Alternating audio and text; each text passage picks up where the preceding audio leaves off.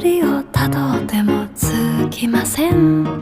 森の小さなレストラン、空っぽのポケットをまっさぐって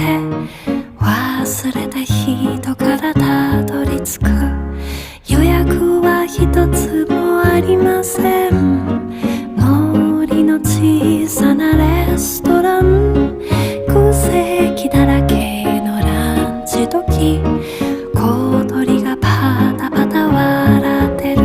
チュルチュンチュンチュンチュンチュンチュルチュン、チュルチュンチュンチュンチュンチュンチュルチュン、チュルチュンチュンチュンチュンチュン